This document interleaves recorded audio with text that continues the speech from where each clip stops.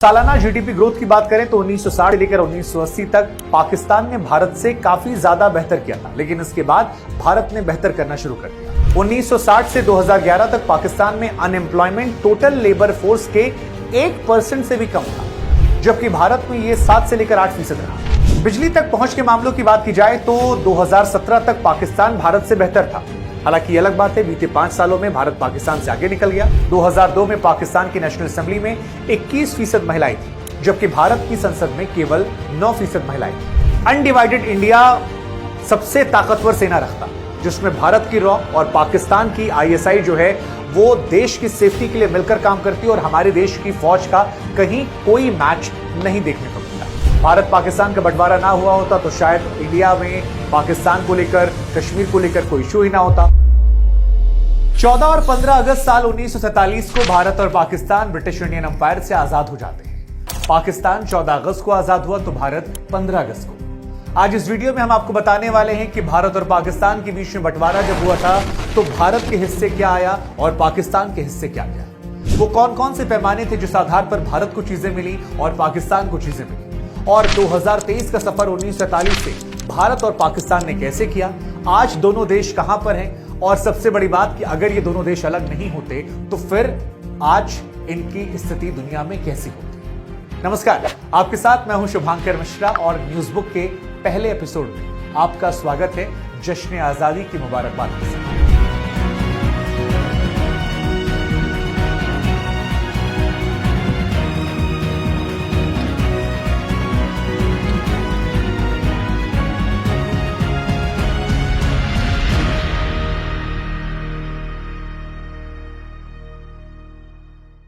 पाकिस्तान के फाउंडर मोहम्मद अली जिन्ना ने 11 अगस्त साल 1947 को पाकिस्तान की संविधान सभा में एक भाषण दिया था। इस भाषण में उन्होंने सबको एक साथ लेकर चलने वाली सरकार, जहां पर लोगों को धार्मिक आजादी, रूल ऑफ लॉ सभी के लिए एक और बाकी हर चीजों में सभी के लिए समानता की बात की। जिन्ना ने अपने इस भाषण में यह कहा था कि पाकिस्तान में हर कोई आजाद है, हर कोई आजाद है अपने अपने मंदिरों में जाने के लिए, जिसे मस्जिदों में जाना है वो भी आजाद है, या फिर किसी भी और जगह अगर आपको जाकर इबादत करनी है तो आप पाकिस्तान में आजाद हैं। पाकिस्तान के अंदर किसी धर्म जाति के आप हो सकते हैं और इससे पाकिस्तान की सरकार का कोई लेना देना नहीं होने वाला। उधर 15 अगस्त को आधी रात को जब भारत आजाद हुआ तो पंडित नेहरू ने कहा कि भविष्य हमें बुला रहा है, हम भविष्य में कहां जाएंगे यह हमें सोचना है। हमारी कोशिश होगी कि हम साधारण मनुष्य को, भारत के किसानों को, मजदूरों को स्वतंत्रता के अवसर दिलाएं, गरीबी अज्ञानता रोग से लड़कर उसका अंत करें और एक समृद्ध प्रगतिशील राष्ट्र का निर्माण करें। ऐसी सामाजिक, आर्थिक, राजनीतिक संस्थाओं की रचना करें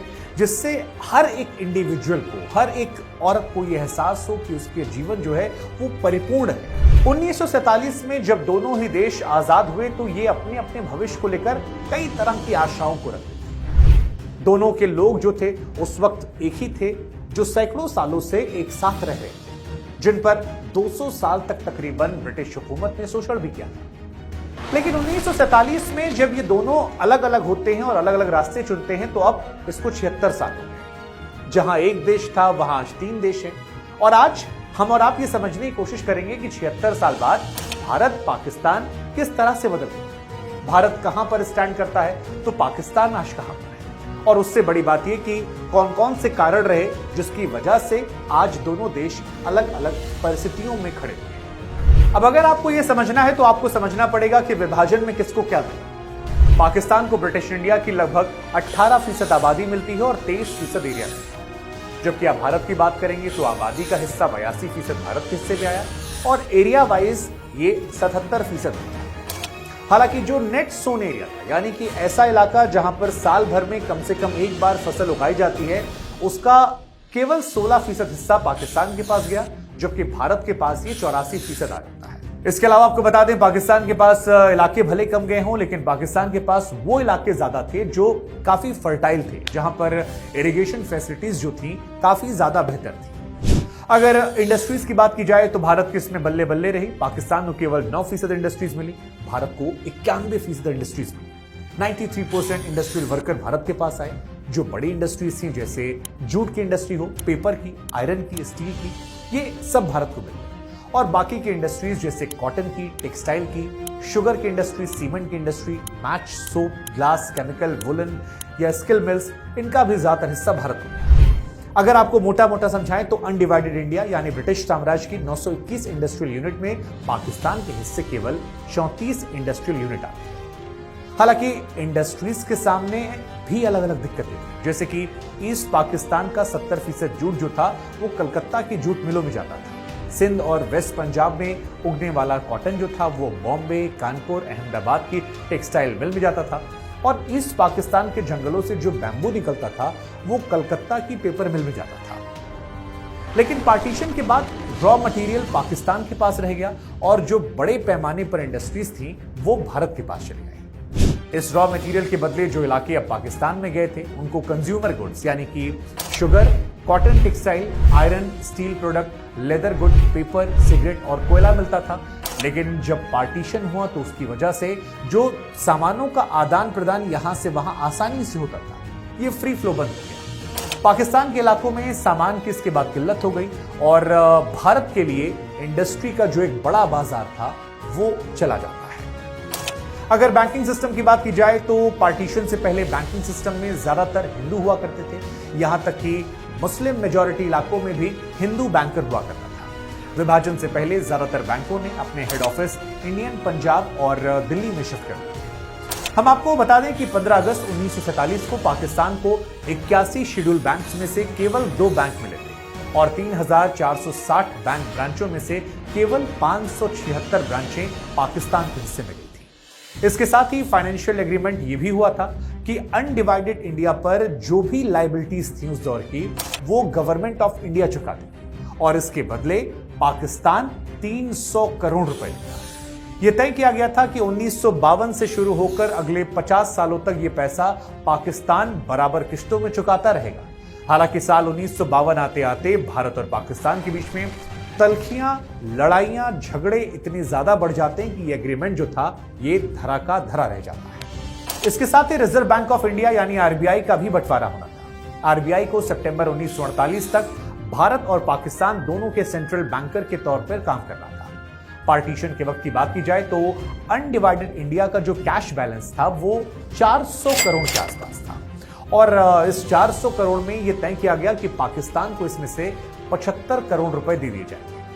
अगस्त 15, 1947 को इसमें से 20 करोड़ ऐसे थे जो पाकिस्तान को वर्किंग बैलेंस के तौर पर दे दिए गए थे और इसके बाद जो बाकी के 55 करोड़ बचे थे वो आगे चलकर काफी ज्यादा कंट्रोवर्शियल इश्यूज बने। इसको लेकर काफी विवाद, काफी बवाल हुआ और ये माना जाता है कि इसके बाद ही भारत और पाकिस्तान में कश्मीर को लेकर झगड़ा शुरू हो गया था। आरबीआई गवर्नर ने साल 1947 के अंत में भारत सरकार से कहा था कि इस पैसे को पाकिस्तान को देना है। इसके जवाब में भारत के फाइनेंस सेक्रेटरी की तरफ से कहा गया कि भारत सरकार का फिलहाल पाकिस्तान को यह पैसा देने का कोई भी प्लान नहीं। पंडित नेहरू और सरदार पटेल का यह मानना था कि अगर भारत ने अभी इस वक्त ये पैसा पाकिस्तान को दे दिया तो पाकिस्तान इन पैसों से हथियार खरीद लेगा और फिर इन हथियारों का इस्तेमाल भारत के खिलाफ वो कश्मीर में करेगा। सरदार पटेल ने जनवरी 1948 में यह कहा था कि जब तक भारत और पाकिस्तान के बीच में तमाम ऐसे मसले जो आउटस्टैंडिंग इश्यूज हैं यानी विवादास्पद इश्यूज हैं वो सेटल्ड नहीं हो जाते, पूरी तरह समाप्त नहीं होते, तब तक भारत सरकार ये पैसा नहीं देती। हालांकि बाद में गांधी जी की एंट्री होती है और इस मामले में जब वो दखल देते हैं तो भारत की सरकार की तरफ से ये पैसा पाकिस्तान को सौंप दिया जाता है। इसके अलावा सबसे बड़ा बंटवारा जो था उस दौर में फौज का था। दरअसल उस दौर में ब्रिटिश इंडिया में लगभग 4 लाख फौजी थे, जिनमें से 1 लाख फौजी पाकिस्तान के हिस्से जाते हैं और 2,60,000 फौजी भारत को मिल जाते हैं। यानी पाकिस्तान को लगभग 34% हिस्सा और भारत को 66% हिस्सा मिल जाता है। अब बात करते हैं संविधान भाषा को लेकर। बंटवारा होने के बाद भारत और पाकिस्तान दोनों अपने अपने रास्ते पर निकल लेते हैं। भारत की लीडरशिप जाती है 58 साल के पंडित नेहरू के हाथ में, जबकि पाकिस्तान की सियासत जो है वो जाती है 70 साल के मोहम्मद अली जिन्ना के हाथ में। अपने जमाने के ये दोनों नामी वकील थे, दोनों ही इंग्लैंड में पढ़े हुए थे। इन दोनों की लोकतंत्र की अलग अलग समझ थी और दोनों के पास अपने अपने देश को लेकर अलग अलग विजन था। अपनी आजादी को प्राप्त करने के 3 साल के अंदर भारत की तरफ से एक ऐसा संविधान लिखा गया जो उदार था, लोकतांत्रिक था। 2 साल बाद पहले चुनाव भी होते हैं जिसमें स्वतंत्र और निष्पक्ष तरीके से चुनाव को करवाया गया और सभी एडल्ट्स को इसमें वोट करने का अधिकार भी दिया गया। हम आपको सिर्फ जानकारी के लिए बता दें कि भारत का संविधान 26 जनवरी साल 1950 को बनकर लागू हुआ था और यह ब्रिटिश राज के समय का जो सिस्टम था उसका एक सुधारा हुआ अपडेटेड वर्जन था। संविधान में भारत ने सरकारों की शक्तियों को बढ़ाया और फिर सभी को वोट डालने का भी हक दिया। उधर पाकिस्तान को अपना पहला संविधान लिखने में 9 साल लगे। पाकिस्तान ने भारत की तरह ब्रिटिश सिस्टम को पूरी तरह से नहीं अपनाया। इसकी वजह थी पाकिस्तान की जियोग्राफी। दरअसल पाकिस्तान के जो मुख्य हिस्से थे उनमें से एक बड़ा हिस्सा बंगाल का था। ये अंग्रेजों के पास सबसे पहले आया और यहां पर लोकल सरकार का कॉन्सेप्ट शुरू किया गया। लेकिन पाकिस्तान का जो दूसरा हिस्सा था वो था पंजाब का। पंजाब ब्रिटिश के पास 1849 में सबसे आखिर में आया और पंजाब पर काबू करना ब्रिटिश के लिए काफी मुश्किल था। इसके लिए उसको स्पेशल ट्रीटमेंट मिला। हम आपको समझाने की कोशिश करते हैं कि दरअसल फौज में भर्ती के लिए ब्रिटिश आर्मी जो है वो मार्शल रेशेस का कॉन्सेप्ट लाती है। इसके मुताबिक कुछ लोग ऐसे होंगे जिन्हें फौज में भर्ती में प्राथमिकता दी जाएगी और इनमें से 2 लोगों को पंजाब से आने वाले मुस्लिम जाट और NWFP के पठान जो थे इनको प्राथमिकता दी। अब इसका अंदाजा प्राथमिकता कैसे लगाइए कि 1947 में पाकिस्तान की फौज में 77% लोग ऐसे थे जो पंजाबी थे और 19.5% लोग पठान थे, जबकि जनसंख्या के हिसाब से पंजाबी आबादी सिर्फ 25% और पठान की आबादी जो थी वो केवल 8%। इसी वजह से पंजाब और NWPF यानी कि नॉर्थ वेस्ट फ्रंटियर प्रोविंस का जो पॉलिटिकल कल्चर था वो लोकतांत्रिक तरीके से कभी आगे बढ़ ही नहीं पाया। असल में पाकिस्तान में बंगाली मेजॉरिटी हमेशा में थी और 1991 में जो पाकिस्तान की जनगणना होती है तो पाकिस्तान के 55% लोग बंगाली पाए जाते हैं। इसके बाद पंजाबी, फिर सिंधी, पठान, मुहाजिर और बलूची लोग थे। पाकिस्तान में जो सत्ता थी दरअसल वो मुहाजिरों के हाथ में गई। अब अगर आप नहीं जानते कि मुहाजिर क्या होता है तो हम आपको आसान शब्दों में समझा दें कि मुहाजिर वो व्यक्ति हैं जो पाकिस्तान के मूल निवासी नहीं थे बल्कि बंटवारे के वक्त इस पार से यानी भारत से पाकिस्तान में चले गए थे। जिन्ना चाहते थे कि जो नया देश बने उसमें लोगों का एक क्लियर कैरेक्टर। दरअसल जिन्ना को ऐसा लगता था कि पाकिस्तान में धर्म के आधार पर तो एकता है, लेकिन जब बात भाषा की आती है तो पाकिस्तान के अंदर बहुत सारे डिफरेंसेस हो जाते हैं। जिन्ना की सोच थी कि देश अगर एक है तो फिर भाषा भी एक होनी चाहिए। उस वक्त जिन्ना ने यह सोचा कि उर्दू जो है वो पाकिस्तान की राष्ट्रीय भाषा हो जानी चाहिए। लेकिन समस्या यह थी कि उर्दू ज्यादातर पाकिस्तान में वो लोग बोलते थे जो 1947 के बाद भारत से पाकिस्तान गए थे, जिनको हम मुहाजिर कहते हैं। पाकिस्तान की कुल आबादी में इनकी संख्या बहुत कम थी और इसीलिए अपने आप में एक बड़ा रिस्क था, क्योंकि जो बंगाली आबादी यानी तकरीबन 55% आबादी थी वो अपनी भाषा से बहुत ज्यादा जुड़ाव समझते थे। पाकिस्तान में बंगाली ये चाहते थे कि लोकतांत्रिक सिस्टम बनाया जाए, क्योंकि कलकत्ता प्रोविंस में लोकल गवर्नमेंट सबसे पहले आई थी और इस बात की वो पूरी तरह से आदी हो चुके थे। लेकिन सारा पॉलिटिकल कंट्रोल मुहाजिरों के पास था जो जिन्ना के साथ भारत से पाकिस्तान चला गया, जो कराची में रहते थे, और आर्मी जो है वो पंजाबियों के कंट्रोल में थी। पाकिस्तान के ज्यादातर लोग ईस्ट पाकिस्तान में रहते थे, लेकिन जिन लोगों के हाथ में पावर थी वो पाकिस्तान के दूसरे छोर वेस्ट पाकिस्तान में थे। और इसी वजह से वेस्ट पाकिस्तान के लोग ऐसा नहीं चाहते थे कि कोई ऐसा सिस्टम बन जाए जिसमें हर आदमी को वोट करने का पाकिस्तान के अंदर अधिकार मिल जाए। पाकिस्तान की संविधान सभा में बंगाली एक तरफ हो गए, पंजाबी और मुहाजिरों का दूसरा गठबंधन बना। पाकिस्तान के उस दौर के प्रधानमंत्री लियाकत अली खान जो कि मुहाजिर थे, उन्होंने सितंबर 1950 में पहला कॉन्स्टिट्यूशनल प्लान दिया जिसको बंगाली रिप्रेजेंटेटिव ने रिजेक्ट कर दिया था। दरअसल बंगाली रिप्रेजेंटेटिव जो हैं इस बात से नाराज थे कि उर्दू को पाकिस्तान की राष्ट्रीय भाषा बनाया जाएगा।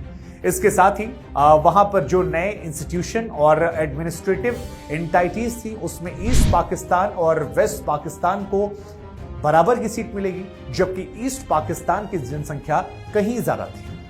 नवंबर 1950 में लियाकत अली खान ने इस प्लान को ड्रॉप कर दिया और इससे पहले कि कोई नया अरेंजमेंट होता, एक पब्लिक मीटिंग में उनकी गोली मारकर हत्या कर दी गई। इसके बाद गुलाम मोहम्मद गवर्नर जनरल बन गए और पंजाबी पठान थे, वो इंडियन सिविल सर्विस में काम करते थे। उनके गवर्नर जनरल बनने के बाद से ब्यूरोक्रेट्स की पावर जो थी वो काफी ज्यादा बढ़ जाती है और यहीं से माना जाता है कि पंजाबियों ने उस दौर में वहां पर जो बंगाली थे और जो मुहाजिर थे उनसे कहीं ज्यादा सत्ता वहां पर हासिल कर ली, उनकी पावर कहीं ज्यादा हो। इधर भारत की बात करें तो भारत में भाषा या जाति के आधार पर यूं तो बहुत सारे ग्रुप थे। इसकी वजह से ये हुआ कि किसी एक भाषा या जाति का कंट्रोल कभी हो नहीं पाया। इसकी वजह से शायद भारत का लोकतांत्रिक सिस्टम जो था वो कहीं ज्यादा मजबूत पाकिस्तान की अपेक्षा में नजर आया और आज भी ये ज्यादा मजबूत है। भारत में हिंदुओं की संख्या की बात की जाए तो ये 85% थी, लेकिन हिंदुओं में भी लोग अलग अलग भाषाएं बोलते थे। 1950 में संविधान सभा ने 15 भाषाओं को आधिकारिक भाषा बनाया और देश भर में लोगों को अपनी अपनी भाषाओं से क्योंकि काफी लगाव था, खासकर साउथ में जहां पर भाषा के आधार पर लोग अपने अपने ग्रुप्स बनाने लगे। इन्होंने कांग्रेस पार्टी को अंदर से बदलना शुरू कर दिया और सेंट्रल गवर्नमेंट को चैलेंज शुरू कर दिया। इसकी वजह से आगे चलकर भारत में भाषाई आधार पर कई राज्य बने और सभी को थोड़ी थोड़ी पावर मिली और किसी भी एक समुदाय या कोई भी एक व्यक्ति भारत में कभी बहुत ज्यादा पावरफुल नहीं हो पाया। भारत में आर्मी का पॉलिटिकल डिसीजंस में रोल जो है वो तकरीबन ना के बराबर है। इसके साथ ही भारत में न्यूक्लियर प्रोग्राम में भी सेना का कोई खास रोल कभी देखने को नहीं मिला। 1975 से लेकर 1977 में प्रधानमंत्री इंदिरा गांधी के अगर हम इमरजेंसी और प्रमुख अधिकारों और स्वतंत्रताओं को हटा दें तो भारत में हमेशा डेमोक्रेसी रही और भारत एक डेमोक्रेटिक देश के तौर पर हमेशा विकसित करता रहा। लेकिन पाकिस्तान के साथ कहानी उलट रही। पाकिस्तान को संविधान बनाने में 9 साल लग जाते हैं और इसके बाद एक स्वतंत्र और निष्पक्ष चुनाव आज तक कहा जाता पाकिस्तान में नहीं हुआ। 1958 में उनका पहली बार सैन्य तख्ता पलट हुआ। तब से पाकिस्तान अलग अलग समय पर सेना के द्वारा ही संचालित होता है। 4 सैन्य तानाशाह देखने को मिले। भले ही पाकिस्तान में समय समय पर सेना पावर छोड़ देती है, लेकिन ऐसा माना जाता है कि जो सत्ता में होता है, जो कुर्सी में होता है, उसको पीछे से समर्थन सेना का होता है और शायद यही वजह है कि लोकतांत्रिक सरकार कोई भी वहां पर अपना कार्यकाल पूरा नहीं कर पाती। साल 1958 की बात करें तो पाकिस्तान के अंदर जनरल मोहम्मद अयूब खान ने सैन्य तख्ता पलट का नेतृत्व किया, जिसमें पाकिस्तान में राजनीतिक शासन को समाप्त किया और यहां से पाकिस्तान में एक पैटर्न शुरू हो गया जो उनके इतिहास का एक बड़ा हिस्सा है। अयूब खान ने 1969 में सत्ता छोड़ दी। इसके बाद नए जनरल याहा खान को मिला, वो भी सैन्य शासक थे। 1971 में याहा खान के पद छोड़ने के बाद जनरल जियाउल हक 1977 से 88 और उसके बाद परवेज मुशर्रफ 1999 से 2008 तक लंबे समय तक पाकिस्तान में शासन करते नजर आए और पाकिस्तान में सैन्य दबदबा देखने को मिला। इसी वजह से सिविलियन पॉलिटिकल सिस्टम पाकिस्तान में अभी भी अस्थिर और कमजोर है। पाकिस्तान में सेना विशेष समूह के रूप में अपनी स्थिति को बनाकर रखती है। हो सकता है कि आधिकारिक तौर पर वहां पर लोकतांत्रिक सरकार को गिराना अब ना चाहे, लेकिन फिर भी उसके पास बहुत सारी पावर है और उस पावर के कम होने की गुंजाइशें अभी भी पाकिस्तान में नहीं नजर आती। जब भारत और पाकिस्तान के बीच में बंटवारा हुआ था तब ब्रिटिश इंडियन आर्मी का 36% हिस्सा पाकिस्तान को मिला था, यानी कि टोटल 4 लाख फौजियों में से 1 लाख फौजी पाकिस्तान में थे। पाकिस्तान को इसकी वजह से शायद ये लगता था कि वो भारत के सामने फौजी ताकत में काफी कमजोर है और यही वजह है कि पाकिस्तान ने अपनी फौज को अपडेट रखने के लिए जरूरत से ज्यादा पैसा खर्च करने का सोचा और 1947 से 1959 के बीच में पाकिस्तान ने अपने पूरे बजट का जो आधा हिस्सा था पाकिस्तान फौज को दिया और यहीं से पाकिस्तान फौज जो है वो बढ़ती गई, उसकी ताकत बढ़ी। पाकिस्तान की भारत, अफगानिस्तान और अमेरिका के साथ फॉरेन पॉलिसी पर भी उनकी फौज की कंट्रोल रहती है। इसके साथ ही जहां भारत में न्यूक्लियर वेपन प्रोग्राम सिविलियन सरकार के कंट्रोल में है, तो पाकिस्तान में ये बिल्कुल उलट है। पाकिस्तान में ये कंट्रोल न्यूक्लियर वेपन पर वहां की फौज का है। अब बात करते हैं जुडिशरी को लेकर। साल 1950 के दशक में ही पाकिस्तान की जुडिशरी ने अपनी आजादी को खोना शुरू कर दिया था। दरअसल 1954 में पाकिस्तान में संविधान सभा को डिसॉल्व किया गया। तब पाकिस्तान की जुडिशरी की तरफ से कोई खास कदम नहीं उठाए गए। जो संविधान सभा के प्रेसिडेंट थे तमूजुद्दीन खान, उन्होंने इस फैसले को बाद में सिंध की हाईकोर्ट में चैलेंज किया और सिंध हाईकोर्ट ने उनके पक्ष में फैसला सुना दिया। लेकिन पाकिस्तान सरकार को यह बात नागवार गुजरी और पाकिस्तान की सरकार जो थी उस दौर में सुप्रीम कोर्ट चली गई, जिसके बाद मार्च 21 साल 1955 को सुप्रीम कोर्ट ने वहां के गवर्नर जनरल के पक्ष में फैसला सुनाया, जो उस वक्त के सुप्रीम कोर्ट के चीफ जस्टिस थे मुनीर। उन्होंने बंगालियों से थ्रेट की बात की और कहा कि जो इमरजेंसी लगाई गई वो सिविल लॉ ऑफ नेसेसिटी से जस्टिफाइड थी। अपने आप में हैरान करने वाली ये कहानी थी और ये मान लीजिए कि इसी के बाद से हर मिलिट्री ग्रुप को जस्टिफाई करने के लिए ये जो लाइन कही गई थी सिविल लॉ ऑफ नेसेसिटी, इसी आर्गुमेंट को यूज किया गया। भारत में जुडिशरी हमेशा से पाकिस्तान से ज्यादा इंडिपेंडेंट रही है।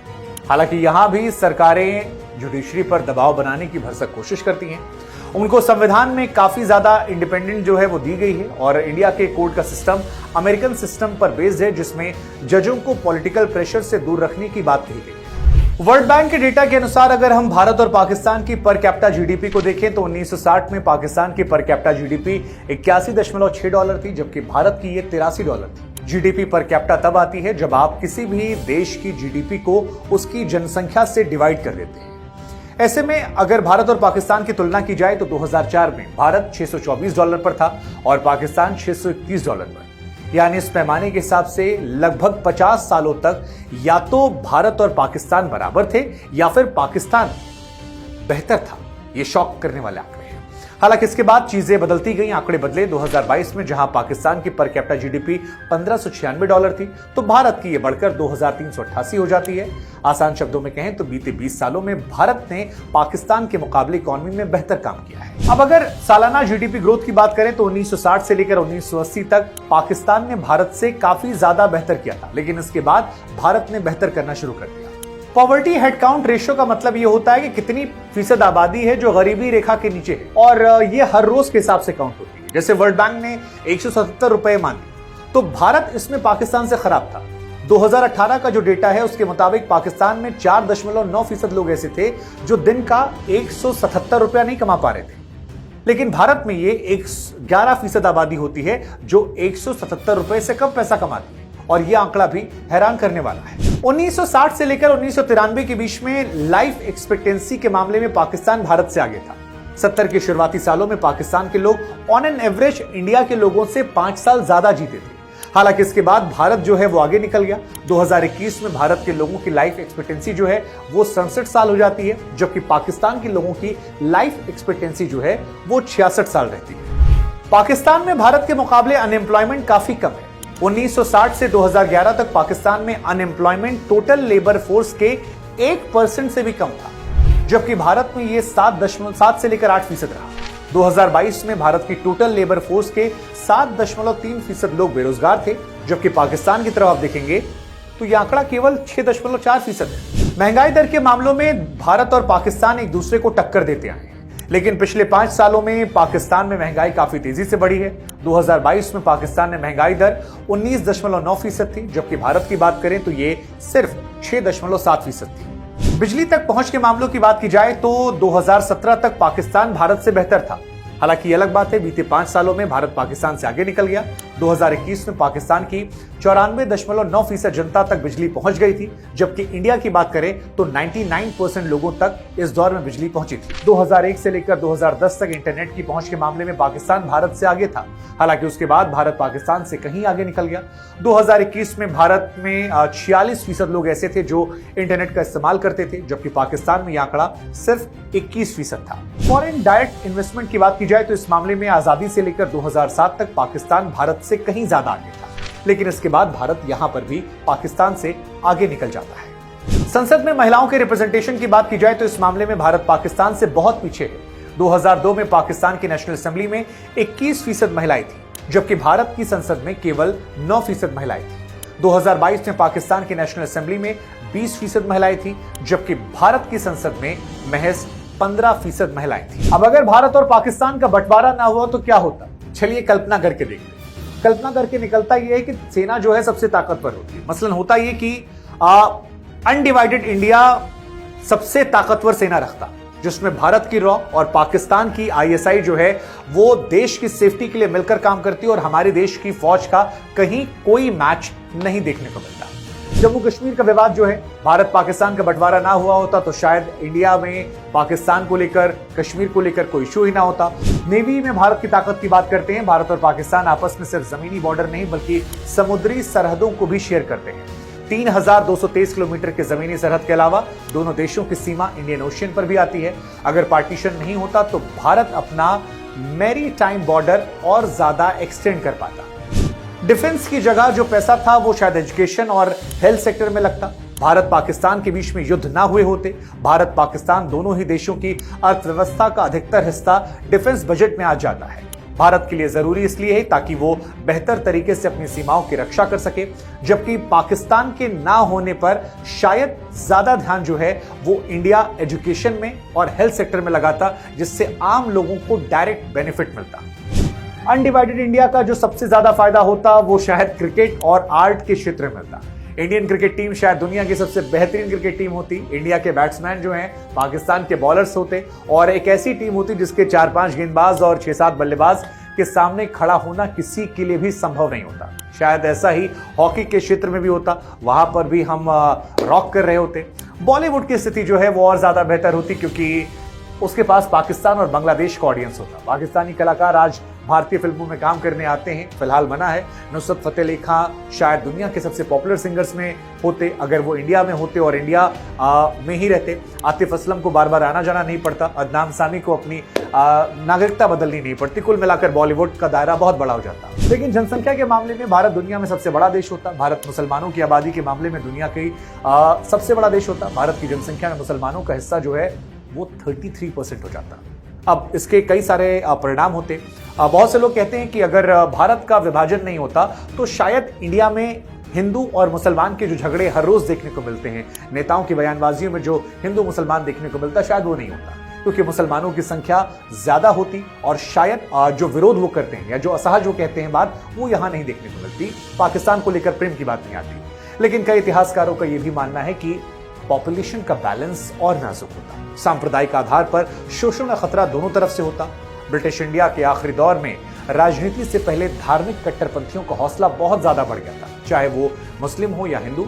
अब अगर विभाजन नहीं होता तो कोल्ड वॉर के समय हम एक सीमावर्ती देश होते। अफगानिस्तान से सीमा साझा करने के साथ न केवल रूस और अमेरिका की प्रतिद्वंदता का सामना करना पड़ता, बल्कि अभी जितना जिहाद और जिहादियों से जूझना पड़ रहा है उससे ज्यादा हमें जूझना पड़ता। अमेरिका और रूस दोनों ही भारत को लेकर हमेशा इनसिक्योर रहते और दोनों ही देश भारत के साथ रिश्ते बेहतर करने या फिर कब्जा करने की कोशिश करते। लेकिन शायद इसका यह नतीजा भी होता कि अमेरिका अफगानिस्तान में कभी भी भारत की मदद से हथियार नहीं पहुंचा पाता, वहां पर मुजाहिदीन नहीं बनते, ओसामा बिन लादेन को CIA और पाकिस्तान मिलकर ट्रेन नहीं कर पाते और बाद में अफगानिस्तान में आज जो अलकायदा सरकार बनाए बैठा है वो सरकार कभी बनाता ही नहीं। शायद अमेरिका में इस वजह से 9/11 कभी हुआ ही नहीं होता। अमेरिका को सद्दाम हुसैन को हटाने का बहाना नहीं मिलता। सद्दाम हुसैन इराक में होते तो ISIS कभी बनता ही नहीं।